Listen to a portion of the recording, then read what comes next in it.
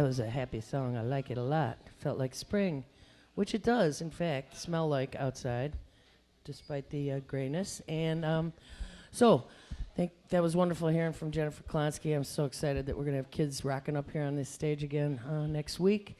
Kidsrock.org sounds like the place. Littlekidsrock.org is the place to look for some help for any teachers who are listening out there. I got a friend sitting here up on the stage with me. I don't know that we've ever had the chance to do this together before, David Fagus. Have we been on the show together? Yeah, I think once we were on. Once? Quite a while ago, though. Yeah. Okay, well, welcome back to Live from the Heartland. I knew you'd been on. Yes, it's always great to be at the Heartland. It's a wonderful asset to the community, and it's just a mainstay that hopefully will never leave Rogers Park. Amen to that. I have to say amen to that. It's in my contract. No, with God. Dave Fagus, you have been engaged in that incredible non-spectator sport of Chicago politics for a very long time. When we first started at the restaurant, it was 1976, and I think the first time I became aware of you working with the then committeeman, which was Mr. Lee Preston, was after David's first election. Had to be. Yes, Maybe at his re-election. I don't know when Lee Preston started being committeeman. I think he started in the mid-'80s. I'm not exactly sure which year, so because there were some people who resigned midterm. A guy named Mike Brady was a committeeman before him. Mike Brady was and he left to join the Byrne administration, I think, and Lee got in the middle of That's a exactly term. right. That's exactly right. And how did you end up, how did you know Lee?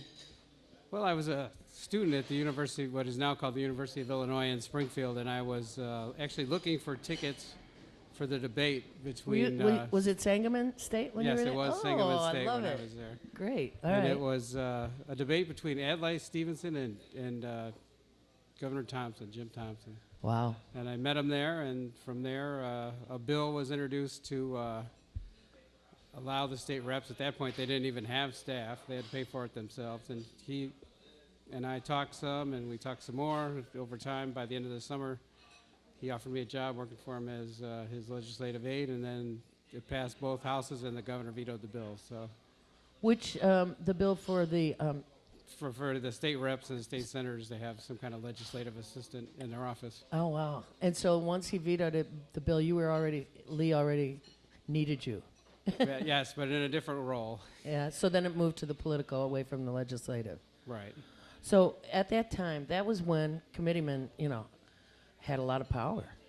It was right at that critical moment when things were about to change. For some, not all, at least initially.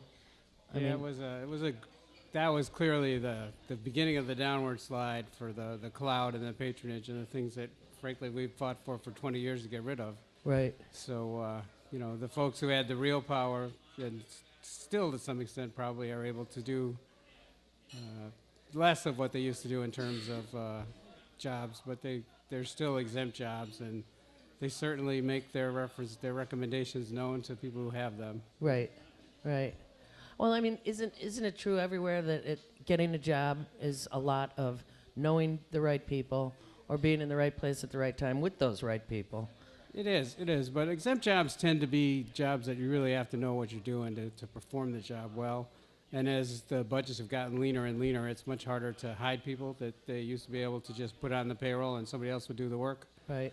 Nowadays, you have to know what you're doing. You have to do the job, and you have to get the political side, and you have to understand policy, because that's what makes you an exempt to begin with, is you're making policy for the administration. Right. So here we are a couple of political junkies talking. Exempt jobs mean exactly what David just said. That each once, and I always date it to Harold Washington, the death of patronage. He certainly liked to say he was sounding the death knell of patronage most times. And I think he absolutely was the beginning of that. But at that time, and because of the Michael Shackman decree, Shackman decree basically was the other piece of knocking down patronage, because it outlawed it, basically. It did, and then plenty of elected officials after that signed on. I know Richard Phelan, when he was county board president, signed on towards the end of his term, not the beginning, because he wanted to run for governor. So I thought that'd be a good move. And our good friend and neighbor David Orr certainly signed on, and I think everybody's signed on now. They really don't have any choice to. And then the state had a case called Rutan, which was very similar. Say that again? The The state had... state of Illinois had a case similar to Shackman that essentially did the same thing. It barred hiring for political reasons and firing for political reasons. So at what point in your career then did you wind up in the county?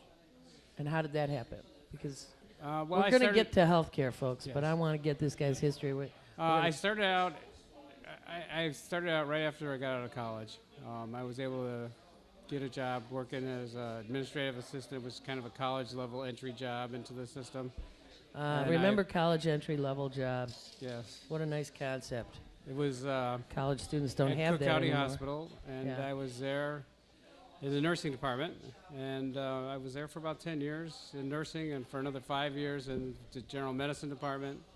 Then I left there and went over to the Cermak Health Services, which is at the jail, for another 7. So I spent quite a long time in public health care and really serving the most needy and the most underserved populations. You don't get any more underserved than the jail population. Right. We actually had Tom Dart on here not that long ago, and he talked a great deal about, the Cermak and county being the largest mental health facility in the state, and that he has to, be conscious. He doesn't have to be, because certainly there are other administrators that are not conscious of that, but he's conscious of it and trying to work with the fact that, the county jail becomes the dumping ground for these folks who are, in And trouble that's in true a lot across of the ways. country. It is true across the If you country. take the largest jails in the nation and you just start going down the list, comparing it to the largest mental health facilities, they're the same list, Exactly. because that's the systems to prevent people from having to go to jail to get mental health care have all It largely seems, fallen by the wayside. it seems a real sin, actually. It's for- a shame that people who they call them frequent flyers, who just keep coming in and out, revolving in. There's about 2,500 people that just cycle through the jail over and over again, where they'll come in, they'll get back on their medicines, they'll get through their case, they'll get time served, because frankly most of the time they get arrested is for something pretty trivial, but they have no money to make bond and no place to go if they did. Yeah. And then they get out, and then until recently the law was, once you went into the jail, your Medicaid benefits were suspended. Brilliant. So you'd get out and you couldn't get your meds. Brilliant. So obviously it's only a matter of time before you're going to end up back in the jail, because that's where they send you. Yeah.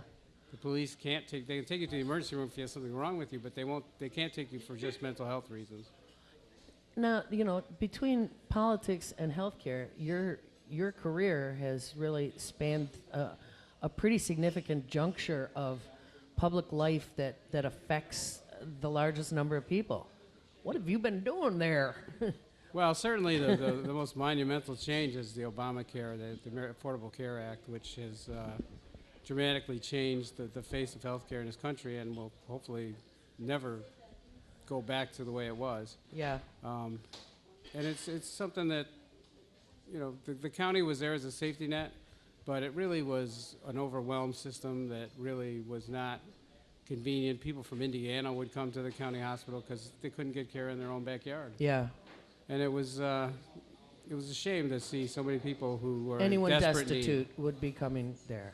need. Right, and they would come at the last minute, because even at the county they felt, I don't want to go unless I have to, because I might have to pay something. Right.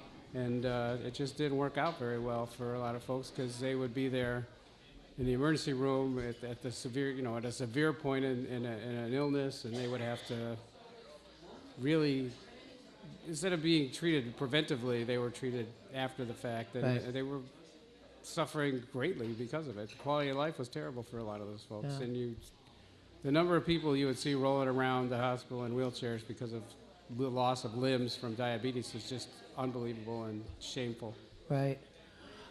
David Fagus, you, as committeeman up in this ward, you see that whole realm of experience, but what you just described, your career in county medicine, really got informed, I think, if I may include it, by your own personal health crisis that put you through tertiary care level experience, right? Yes. I've been through a couple bouts of major illness related to hereditary kidney disease that my family has had for apparently generations. And, when I was in my mid-30s, I ended up having kidney failure, had to get a kidney transplant, was on dialysis for about 14 months. And then for about 15 years, I had a kidney transplant and it worked well. And unfortunately, in April of 2012, it failed. And I ended up back on dialysis, which I am today. And I am, for the better part of 18 months to 2 years, I've been recovering from getting from that episode, from that traumatic episode. God love you. We're glad you're here and healthy. Thank you. Yes. You've really worked hard at it. Yes, let's hear it for David being upright and here in Chicago, because I know you had to be with family, and that involved both traveling and taking care of yourself. A big plate to deal with. And here you are back in the hood, helping us today to do some of the last hour sign-ups. So let's get to that before we go to our music. We've got 3 days now, including today, left on this particular sign-up period. Now, first, let's say it doesn't mean if people don't sign up in the next 3 days, they haven't lost their chance to get health care. They've just lost it for this year, right? Right. For this year. Yeah. Well, in actuality, what has happened is that if you are able to start, there's apparently a checkbox on the form. If you go online, even if you do it yourself, and you check that box before the 31st, the end of the day on the 31st, you will have about an extra 2 weeks, somewhere mid-April, to complete the application. Did you hear that, folks? If you sign the box saying you started your sign-up for ACA, the Affordable Health Care, you've got another 2 weeks to finish that. So that's breathe easy time in case you were worried about Monday, all you listeners out there worried about your health care. Yeah, the main thing is to do something today or do it tomorrow. You want to make sure that you start the process at healthcare.gov. That was the much talked about healthcare website. There was a problem earlier in the process, but it's fixed now. They've got over 6 million registrations of people who've obtained care, and they are working pretty well. It seems that as it ramps up towards the end, it seems to be able to handle all the additional registrations and people signing up for the care. So the main thing you want to do today or tomorrow or Monday at the last minute is to at least start the process. And so this weekend for us in this neighborhood, where do they go if they want some help? There's a couple of options. You can do it yourself. If you want to do that yourself, you can do it on a computer at home or the library or any place you can have access to the internet. But if you'd like to have the help of an insurance professional, they're called navigators, and they are folks that have been trained to help people get through this process and to help them identify what plan will best suit their needs and what subsidies are available if you're eligible for subsidies, and they can guide you through the process at Loyola Park today at 12 o'clock noon till 4 o'clock. And Alderman Moore and I are co-sponsoring an event at the Alderman's office tomorrow from 12 o'clock to 4 o'clock, and his office is at 7356 North Greenview at the corner of Jarvis and Greenview. Cool. The Democrats of the 49th Ward have been really good about helping people sign up. Since November, there's been 3 events already, and this will be another, and hopefully we'll gather a whole lot of folks up in this net this time. Yes, we certainly are looking forward to getting as many registrations rolling as possible. We had our informational event, and then we had 3 sign-up events over the course of this 4 or 5 month period. And I think that being a committeeman is nice, and it's you're an advocate for the party, and you need to elect good candidates. But it also gives you a platform to do some other organizing. And I think that this is one of the most important things that we've done as an organization is get people on. Get the health care to people, because if you don't have your health, you don't have anything. And if anybody knows that at this point, I do. No, I agree. I think it is one of the important things that we've done. Just one last thing before I let you eat your breakfast. What do you think? I mean, we just had a primary, and we had a whopping 16% of the voters showed up. Well, in the 49th ward, we had 18. So Oh, we ran a little higher than the city average, which I is still dismal. But I love that you said that, because that is the kind of thing that we measure. You know, those 2 percentage points. I know they mean something, but I'm just as an election ophile as I am. It was a dismal day doing my job as a rover in the county, and it's just seeing empty polling place after empty polling place, and not even were there any passers or poll watchers. It was really so. I mean, a lot of that is due to the Democrats that are in office not having opposition, right? Right. I mean, when you look at the ticket all the way down to what they call the lower ballot offices, there was only 2 of the people that had a race at all, and that was Governor Quinn and Sheriff Dart, and they both really had token opposition, and they both won very easily. I think the governor got 83% in the ward, and Sheriff was Although we higher did than have that. his opponent sitting in this chair. We did have him, thanks to Galia. Yeah, Tio, he was fine. He was a great guest. But what are we doing wrong? Well, I think that besides a lot. as much as people hate the commercials, they create interest, and when there's races, there's also some reasons higher up on the ballot to vote. Most people don't. Traditionally, the drop-off for judge and water reclamation district in those bottom ballot races is 50%. Yeah. So, So you know, if you 50% think of- about that, this is almost a validation of that percentage, because normal turnout's around 30% or so, maybe a little higher, which really isn't good either. But No. but there were nothing but bottom ballot races, and guess what? Only 16 or 18% of the people voted. So it's kind of sad, but you know, some of them. If you're ever in court, and that judge is going to probably be the most important person in your life at that moment, because whether you're there for a traffic ticket or custody rights of your child or divorce, or God forbid you're a victim of crime, you know, you want that person to be fair and compassionate and honest. And you know, if you just go in there and punch names, you have no idea what you're getting. It's too much to ask as you're getting off the stage. But I mean, the other question is whether or not we should be actually electing judges. You know, that question comes up. And when we had judge candidates up here, they raised it as well. I think, you know, there's a certain argument to be made that somebody's going to pick these judges no matter what, and there's going to be some political bias in it. And the question is, how broad do you want the pool of selectors to be? Right. Do you want it to be That's right. insiders, just lawyers, or just politicians, or Right. the voters? And, you know, there's no good answer, I don't think.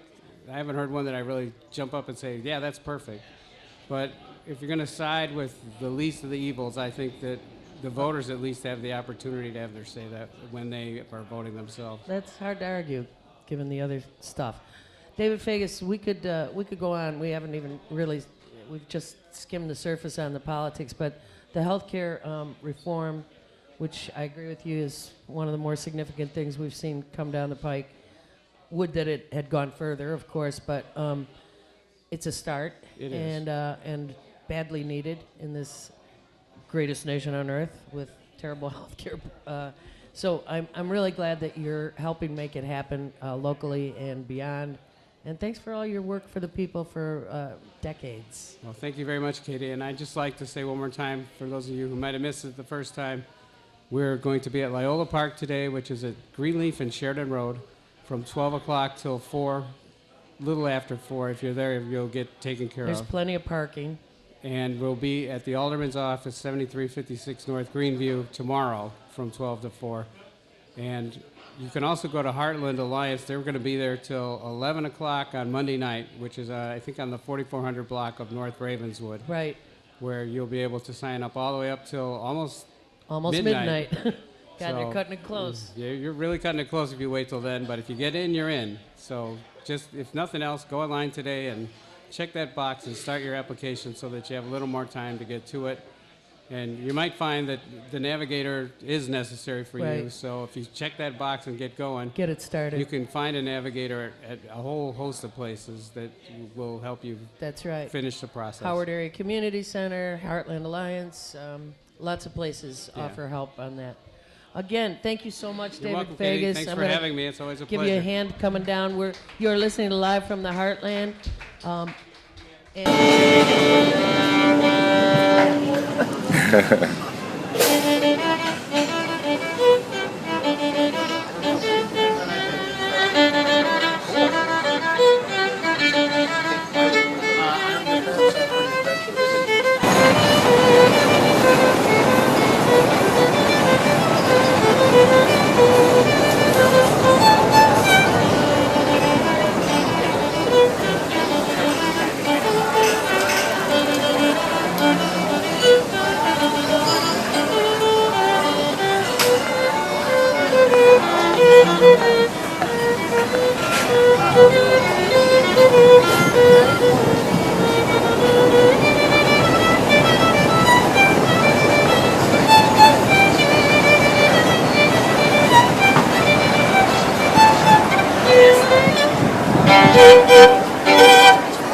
Bravo.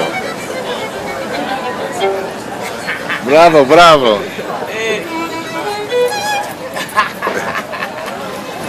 ¿Otra o no? Otra. ¿Otra?